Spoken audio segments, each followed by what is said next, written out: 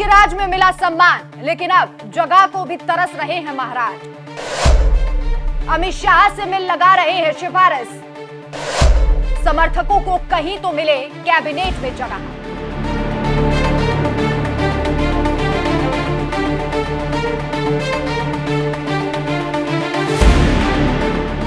नमस्कार, मैं हूं आपके साथ राखी लांबा। बड़े बेआबरू होकर तेरे कूचे से हम निकले, बड़े निकले मेरे अरमा, फिर भी बेहद कम निकले। ये शायरी हमने यूं ही नहीं बोली, ये पंक्तियां सटीक बैठती है केंद्रीय मंत्री ज्योतिरादित्य सिंधिया पर, जिन्हें एमपी में महाराज कहकर बुलाया जाता है, लेकिन आजकल इनका रौब रुतबा महाराज जैसा रहा ही नहीं।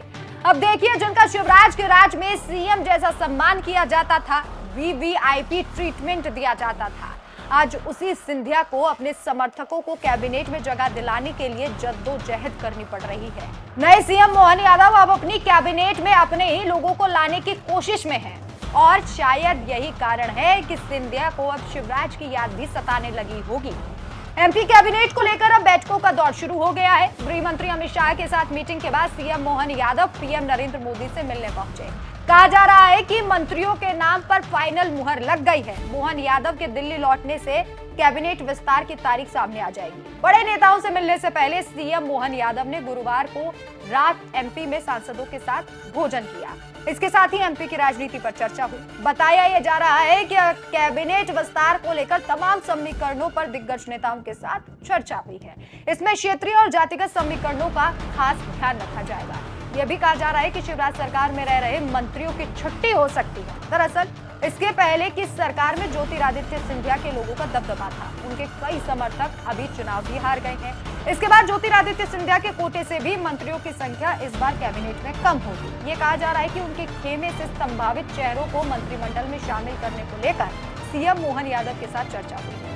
बीजेपी केंद्रीय नेतृत्व के सामने चुनौती बड़े चेहरों को एडजस्ट करने की है। इनमें कैलाश विजयवर्गीय, प्रहलाद सिंह पटेल, राकेश सिंह और रीति पाठक। ऐसे में सवाल ये है कि लोग मोहन कैबिनेट में अगर शामिल होते हैं तो उनकी भूमिका क्या होगी। अटकलें ये है कि इन बड़े चेहरों को कोई भारी भरकम मंत्रालय मिल सकता है। इसके साथ ही कहा जा रहा है सिंधिया खेमे से तुलसी सिलावट, प्रद्युमन सिंह तोमर और गोविंद सिंह राजपूत को मंत्री बनाना तय है।